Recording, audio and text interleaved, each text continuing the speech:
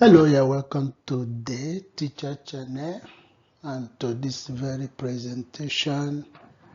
This video is going to add value to your knowledge base, and the essence is to help you understand some of the foundational concepts. These are building blocks necessary to understand first aid, standard first aid course. So these are some, precursory lessons which actually started for some time now. I've had lesson 1, lesson 2, and this is lesson 3. Foundational in the sense that for you to understand first aid, these concepts are very important that you understand them. So this will be lesson number 3, and the focus will be on emergency scene management. Emergency scene management. So welcome aboard, and please follow. Make sure that you watch the video to the end, please, because there are a lot of important revelations, important discoveries, important information necessary for you to enjoy first aid course. Objectives: at the end of the presentation, you will have learned about number 1, the relationship between emergency and first aid. Number 2, major steps required in first aid activities. Number 3, how to help an emergency victim. And please follow us on X, or formerly Twitter, and this is our X handle at First Aid CPR, then number 2. You are going to see that we have a lot of lessons on X. Please follow us. So those are the objectives, 3 of them, 3 key, 3 central objectives. By the time you finish this presentation, you will have known a lot, and those are the objectives. Agenda, 2 agendas, 2 of them emergency versus first aid. So we're trying to compare 2 of them. Again, by comparing 2 of them, we want to see the relationship between the 2 important concepts. Number 2 will be emergency scene management. What is this? And do we need to know this thing for us to understand first aid? I'm not going to answer now, but I am sure that by the time we get to some point in this presentation, the answers will be very, very obvious. Please, if you have not subscribed to this channel, please do. I also ask you or request to like this video. Please click the like button. It's easy, just that like button. Put comment. Okay, if you enjoyed the video, just put a short comment for others to read. This is important. You can also share this. This is about health. This is important. Everybody needs to know what is discussed in this presentation. So please share it widely, and it will be very much appreciated. Thank you so much for doing that. Definitions. So the first thing we need to look at in this presentation is definition, important definitions. Number 1 is, what is emergency? And the answer: emergency is an unplanned event or incident that requires immediate interventions. Pretty straightforward. pretty simple. Emergency is an unplanned, so it's not planned. Anything that happened, anything that shows up, you didn't plan, any incident that just happens without plan. But it's not only that it happened, but it also requires that you do something about that, because if you don't do anything about that, it may escalate and it may become worse. Somebody may even lose his or her life as a result of inaction to that emergency that happens. So emergency is an unplanned event, unplanned incident that requires immediate intervention. Very important. Then another definition that is important is first aid. This is important. What is first aid? First aid is the immediate intervention provided to a victim of an emergency, such as an ill or injured person. So in other words, first aid and emergency actually has connection. The two of them are related, two of them are connected. Emergency unplanned incident that requires immediate interventions, and the interventions you give to address emergency are what we call first aid activities. Okay, so first aid is immediate intervention provided to a victim of an emergency, and the victim of an emergency could be somebody who is ill or somebody who has sustained the injury from some incidents that happen. First aid is the immediate response by an individual or a group of individuals to an emergency victim with the goal of minimizing the impact of the emergency. So this is comprehensive definition. So first aid is a response, immediate response to emergency. So emergency happens and somebody is a victim of that emergency.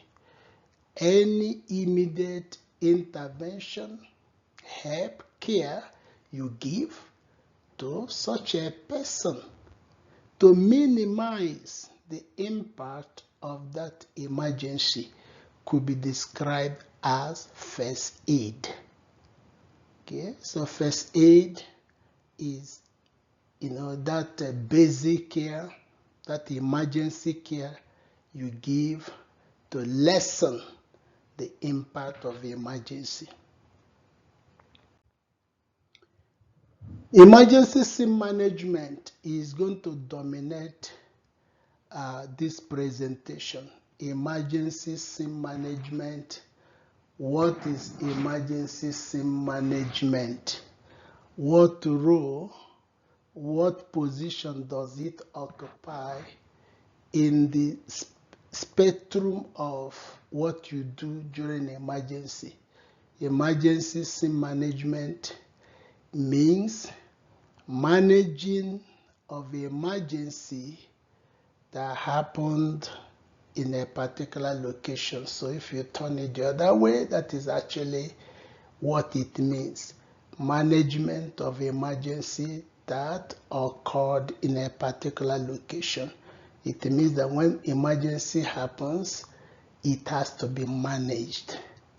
And so we're going to, this presentation is going to give you all you need to know about managing emergency in a particular scene or location.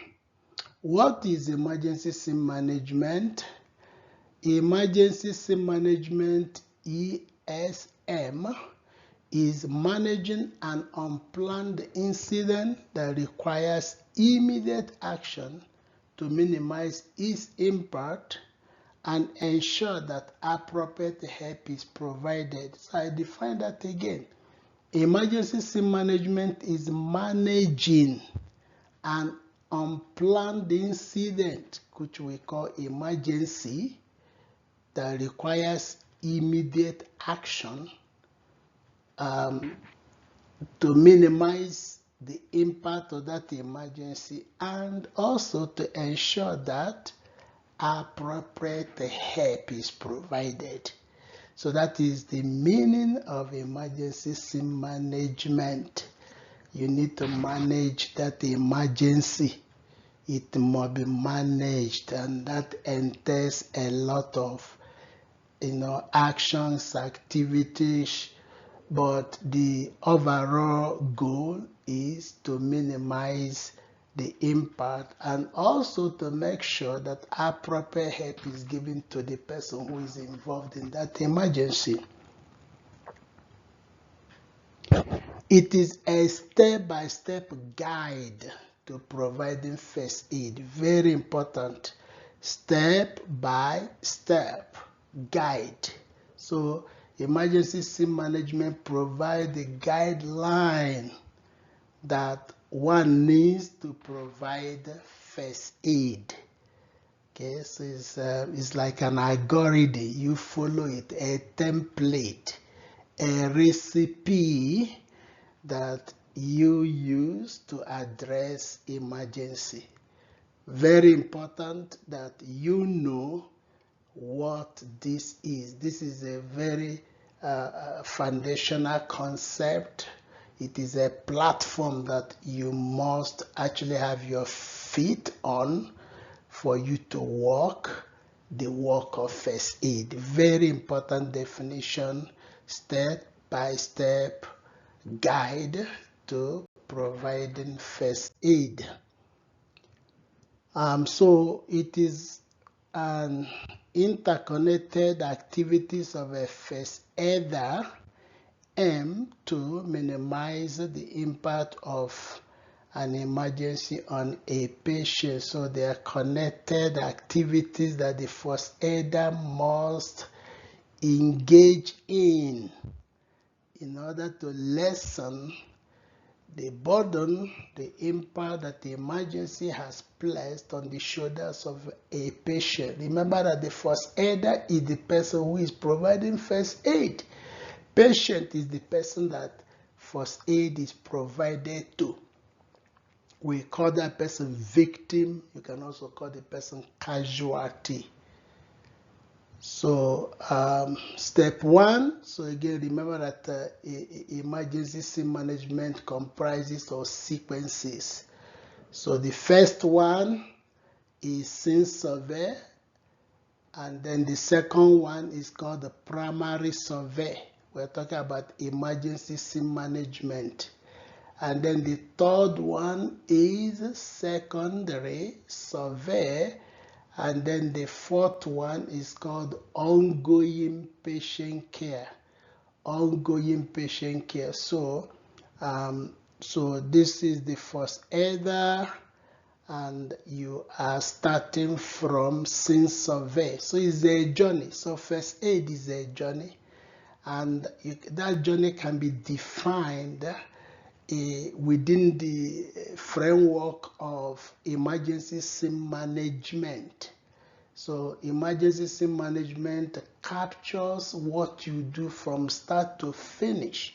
So to start that journey, first aider starting the journey from scene survey, step one, primary survey, step two, secondary survey, step three, then finally, step 4 is ongoing patient care. We're going to describe each of these.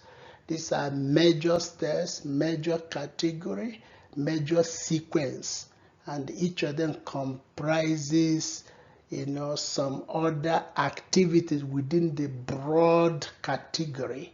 So by the time we go through this, you have actually gotten an overview, kind of snapshot of what first aid is and how you should proceed from step 1, and then you make it to step 2, make it to step 3, and then by the time you get to step number 4, everything is done. Now let us see the first entry point. So since survey is the entry point, the starting point, whenever you do first aid, it doesn't matter the place, whether it is at home, at work, on the road, in the field, it doesn't matter. This is a recipe, this is a guide, this is what you must follow to walk the walk. This is the first step in first aid activities, the starting point, the very starting point. The primary goal is to ensure the safety of those involved in first aid. Now take note of the primary goal of scene survey. Why do you do scene survey? Why is it necessary? Why is it the starting point? Because your safety is important. Your safety is very, very important. You cannot, underrate. You cannot minimize the importance. You can't, overlook it. This is very important. That's the reason why it is step number 1, because your safety is important. So the scene survey activity, the scene survey activities. So scene survey, how do you do that? So step number 1, scan the emergency scene for potential hazards. Remember, hazards are everywhere. Hazards are things that can cause harm or death. So anything that is capable of causing harm or death is called hazard, and hazard is everywhere. There is no hazard-free scene. There is no hazard-free environment. Even your room, even the living room, even the driveway, even the garage, even the office, even the road is full of hazards. So you have to scan, use your sense organs to scan the area. Your eyes, use your eyes, use your smelling organ, the ear, and every other organ that can help you to know what is going on in that environment. Number 2, apply appropriate personal protection, gloves, masks, and hand washing, and every other device that you need to create a barrier between you and the person that you are providing care to. The reason why you need to protect yourself is because every person is potentially infectious.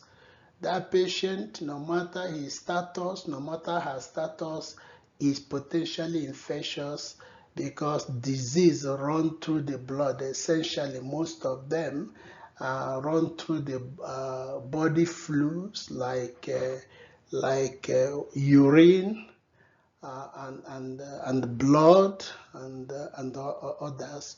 So you have to protect yourself sufficiently, adequately, so that you don't contract disease or you don't transmit disease to the person that you are helping, because it's a two-way traffic.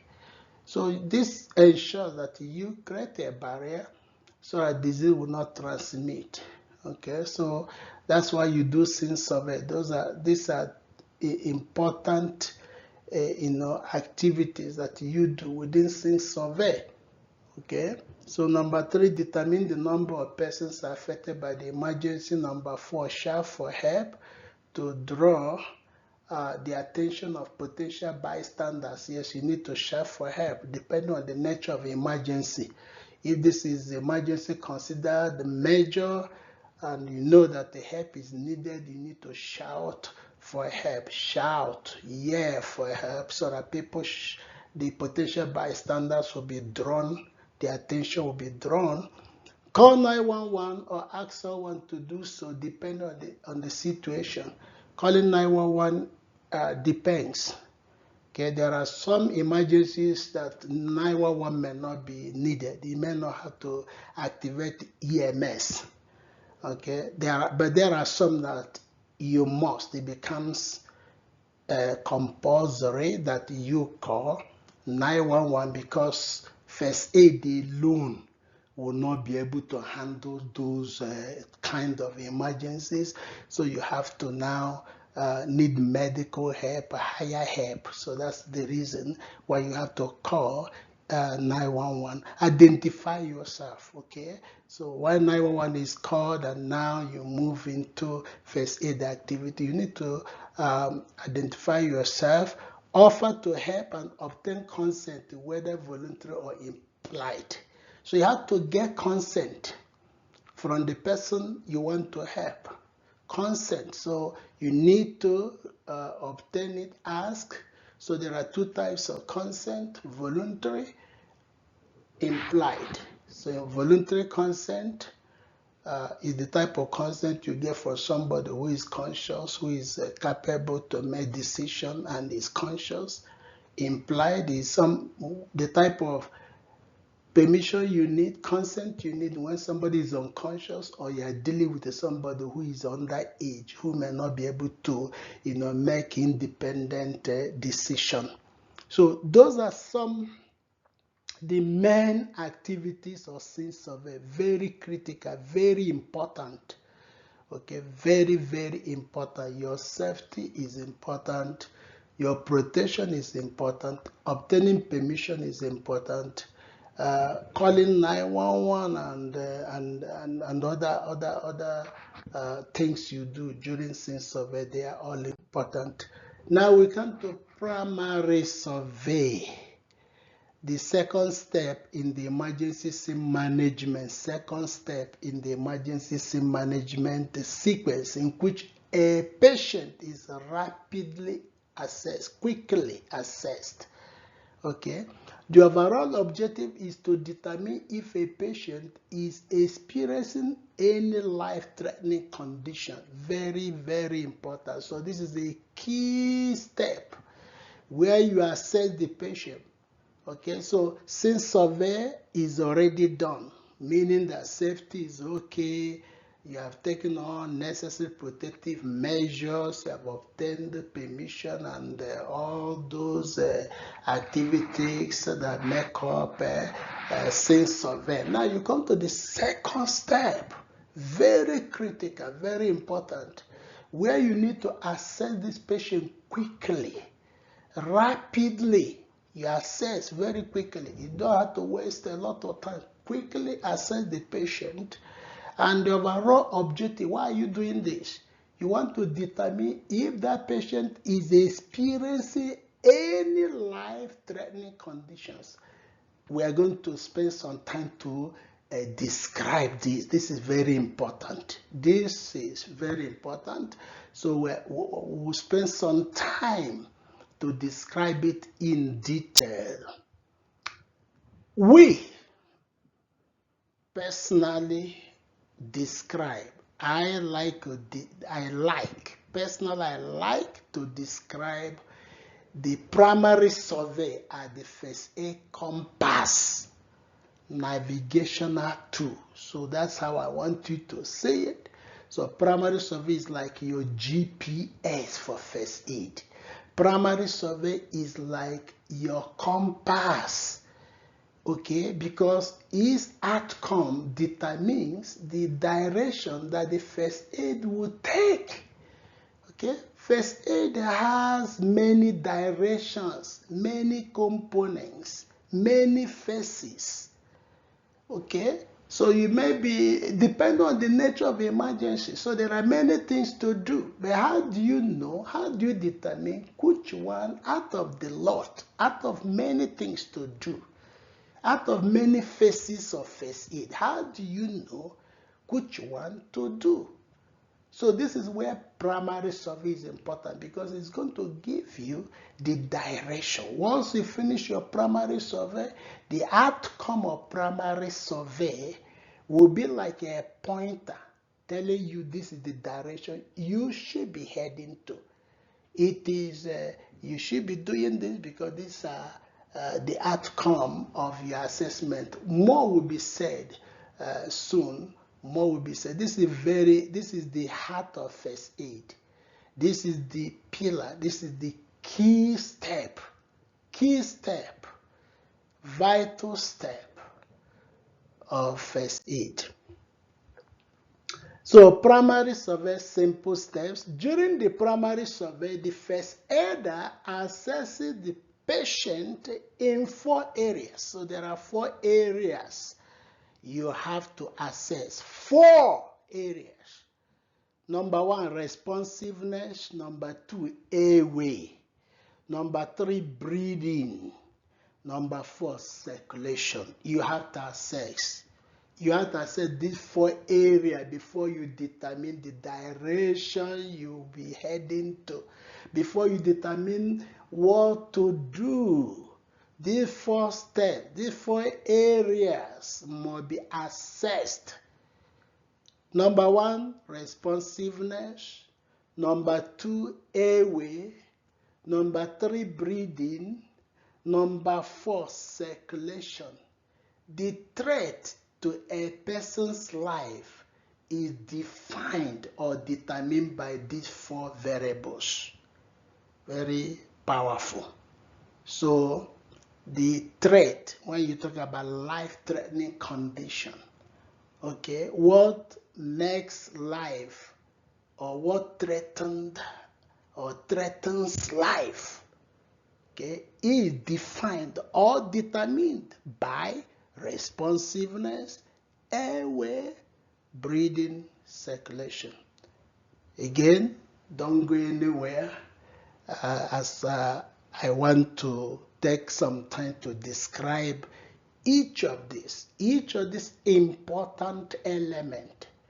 You must check responsiveness, airway, breathing, and circulation before you know the direction to head to. So this is why this is a key point, key step. The first aider quickly checks the following. 1, if the patient can respond to environmental stimuli. So if you make noise, if you say, hey, are you okay? Or you tap the person's shoulder gently, what's the response of that person? Is the person able to know that something is happening around him or her? That is what we call responsiveness. Number 2, if the patient airway is open. Airway starts from the nostril to the trachea and then to the lungs. It is a tube through which breathing happens. So the question here is the patient airway open? Number 3, if the patient can breathe normally, not just breathing, but is it normal breathing? Again, you need to understand what normal breathing is. When you come to the training, we're going to spend more time to explain normal breathing, normal pulse, and all that. Number 4, if the patient's circulation is adequate, circulation means how well the blood is flowing around the body, how well is the blood, distributed around the body. The heart is the pump, so the heart is pumping, and then the blood is flowing through the network of arteries and veins. How well is that happening? So those are the things you check. Those 4 areas you must check: responsiveness, airway, breathing, and circulation. So primary survey, check responsiveness. Action: tap the patient's shoulders and loudly ask, are you okay? Okay, you tap the patient's shoulders. As you are doing that, you are loudly asking, are you okay? So what are the likely outcomes? A, if the patient moves, speaks, or reacts, then what is your conclusion? The patient is responsive. Yeah, because the patient is able to pick stimulus, able to pick your shouting and your tapping, they are called stimuli. And that is what you want to assess under responsiveness. So if that patient moves, looks at you or speaks or reacts, then of course that patient is responsive. What should you do? Ask if the patient needs help and then proceed accordingly. Okay, you are on the ground, you know what is going on, so you can proceed based on what is going on. B, if the patient does not move, speak or react, then what is your conclusion? Patient is unresponsive, patient is unconscious. What should you do when that happens? When that is the case, shout for help, because this person can no longer respond to the environmental stimuli. So call EMS, dial 911, get an AED and first aid kit and proceed accordingly. Okay, so this is how to check responsiveness. Tap the shoulders and loudly ask, are you okay? And then what you see will lead you to coming to the conclusion as to whether the person is responsive or conscious, or whether the person is unresponsive or unconscious. And what you do depends on what you have, the outcome. How do you check airway? If patient is conscious, ask them to speak. So if this is a conscious patient, the best way to check airway is to ask them to speak. If the patient can speak, then their airway is open. So if somebody is able to speak, then the airway is open. Because if the airway is not open, if the airway is blocked, that person will not be able to talk. This happens when somebody is choking, severe choking. The person will not be able to talk, will not be able to speak. Now look at the other branch. If patient is unconscious, then open their airway by doing head tilt, chin lift, then proceed accordingly. So you do, if the patient is unconscious, then you open their airway, and the technique is called head tilt, chin lift. When you come to class, when you come to the training or during training, this will be demonstrated how you do this in an unconscious patient. So this is how to check airway. Checking breathing, observe patient chest rise and fall for 5 to 10 seconds. So we assume, this person is sitting or this person is lying. All you need is look at the chest area closely and see the chest rise and fall. Do that for about 5 to 10 seconds. And then what is the outcome? What do you see? Scenario 1. A conscious patient is breathing normally. So this patient is conscious and is breathing normally. Then ask if the patient needs further help. That's what you do. Okay, so if the patient is conscious, if the patient is responsive and then breathing normally, then ask the patient if he or she needs further help. Now, scenario number 2, a conscious patient is not breathing normally. That is not there. This time the patient is not breathing normally, even though the patient is conscious. Please take note of these conditions. Then provide appropriate first aid, including activating EMS. So in this case, you need to do something more. And one of them is calling 911, okay, and then proceed based on other conditions, other situations of that patient. Okay, so those are the 2 scenarios with the breathing. Conscious patient breathing normally, ask the patient, do you need help? Then conscious patient not breathing normally, then provide appropriate first aid, including activating EMS because this person is not breathing normally. Okay, is a serious issue. Okay, now let's continue. Now, scenario number 3, remember we're still checking breathing. Okay, now this time an unconscious patient is breathing normally. So this person is unconscious, he cannot dictate anything happening around him, but you discover that the person is breathing normally. By the time you check the chest is rising and falling, and regularly, and I mean, the person is not struggling. There's no labored breathing. The breathing seems to be okay, but the person is unconscious. What do? Then put patient in a recovery position and then proceed accordingly. Very important, recovery position. During training, this is one of the skills we demonstrate, and the students will also demonstrate that. Recovery position means putting that patient on one side, left side or right side, depending. But what is important here is what are the criteria, because you cannot put everybody in recovery position. So recovery position can only be used on an unconscious patient that is breathing normally. So let's say scenario number 4, an unconscious patient is not breathing or is gasping. In this case, CPR is a necessity. CPR must be performed. CPR must be performed. So this is important. And somebody is unconscious and is not breathing, or the person is just gasping. So CPR must be performed.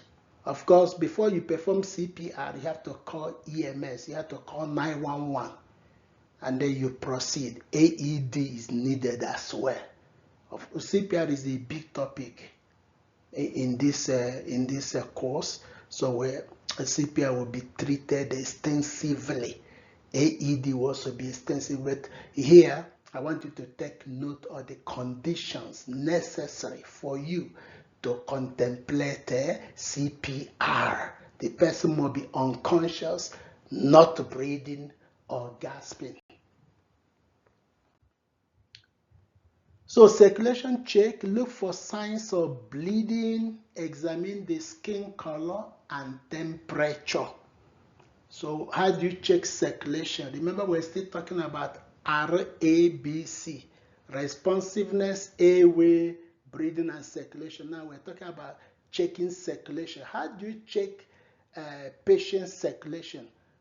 This is how it's done. Look for signs of bleeding. Do you see blood coming out? Look at the skin color, and you can also feel the skin, the temperature.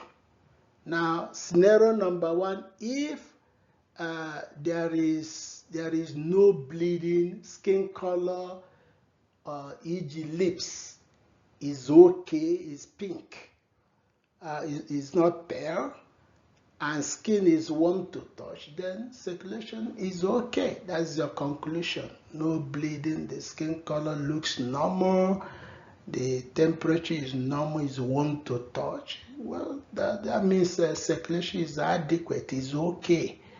What to do in that type of scenario, in this type of situation? Continue to monitor the patient airway, breathing, and circulation, ABCs. Okay? Of course, and do whatever is necessary, other care that may be needed. Now, scenario number 2, with respect to checking circulation, if patient is bleeding, so now is bleeding, or the skin color is pale, or skin is cool to touch, then circulation is not okay. That is your conclusion. Okay, one of them there has made circulation not okay. Okay, you don't have to wait until you see 3 of these. No, one of them is okay for you to conclude that circulation, something is happening, something is wrong, something is affecting circulation. What should you do in this case? Provide appropriate first aid depending on the outcomes. Of course, more will be said on this during the training. Now let us see the summary of primary survey, the key step in first aid. When is the patient life considered to be threatened? Remember that the essence of primary survey is to determine if the patient is in life-threatening conditions. That is the essence, that is the main reason why you do primary survey. You want to know if the patient's life is threatened. So the patient's life is threatened if any of their RABCs are affected by the emergency, any of them. If that emergency has negatively impacted any of those areas, responsiveness, airway, breathing, circulation, any of them, then your conclusion is that this patient's life is threatened. That is when you conclude. That is when you come to conclusion that this person's life is threatened. So in other words, you're asking, does this emergency affect any of these variables, RABC? Does this affect the responsiveness of the patient, the airway of the patient, the breathing of the patient, the circulation? Is the circulation affected in any way by that emergency? If the answer is yes, then you can rightly conclude that this person's life is threatened, meaning that if nothing is done, this person may eventually lose his or her life. So the criticality of the emergency depends on how many of the RABCs are affected. So criticality, how many of these, okay? The extent to which any of the RABCs are affected, the extent, the degree, okay, the degree, okay, the length of time any of the RABCs are affected.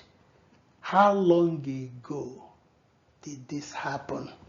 So those three factors are considered, and they determine the criticality of the emergency that you are facing. How many of these letters? Only one or two or three? Okay, and then how to what extent, the degree to which any of them or some of them are affected. How long ago? Okay, that's also very important input to you determining the criticality of the emergency. So any life-threatening emergency requires critical and timely intervention. You have to, any life-threatening emergency must be responded to critically, timely, urgently, seriously, okay, because it's life-threatening. Okay, shout for help to draw the attention of nearby people, activate EMS, request an AED and first aid kit, provide appropriate first aid depending on which of RABCs are affected. For example, if a patient is unresponsive and not breathing, then CPR is to be performed. If a patient is unresponsive, but this time breathing normally, then the patient should be put in a recovery position. I told you before that primary survey is like a compass. So it is going to station you, it's going to put you in the right direction of first aid. Okay, and so if you miss primary survey, you may end up gambling, you may end up trying this, trying that. But when you get your primary survey done properly, you should hit the nail on the head, because the outcome of this assessment will be able to position you in the right direction. So this is very important. You can see those two. So what you do in the case where somebody is unresponsive and not breathing is different from what you do when a patient is unresponsive and breathing. What you do differ. They are different. Okay, it's not static, it's dynamic based on the outcome of primary survey. So we are going to continue this. So I still have secondary survey and ongoing patient care to cover in the next presentation, lesson number 4. Please watch out. That one is coming soon. So in that presentation, we are going to continue secondary survey, which is step number 4. Ongoing patient care, which is step number 4. Okay, remember, emergency scene management comprises of 4 major steps: scene survey, primary survey, secondary survey, and ongoing patient care. Okay, let me see whether you can you are able to mention those major steps. So emergency scene management comprises of how many steps? 4 steps. Step number 1 is what? Scene survey. Step number 2 is what? Primary survey. Step number 4 is secondary survey. And then step number 4 is ongoing patient care, step-by-step guide. So if you follow those steps, you will have adequately addressed that emergency. Okay, so to be continued in lesson 4. Again, before I sign out, please like the video. Like the video, please. Put comment, there's comment box. Just type. Okay, you can share it. Share this. Share it. And then if you have not subscribed, please subscribe and turn your notification bell on so that when I upload my next video, you get alert and then you can watch. So thank you very much, and I promise the next lesson will not be long, and I look forward to you joining me soon. Bye bye and take care.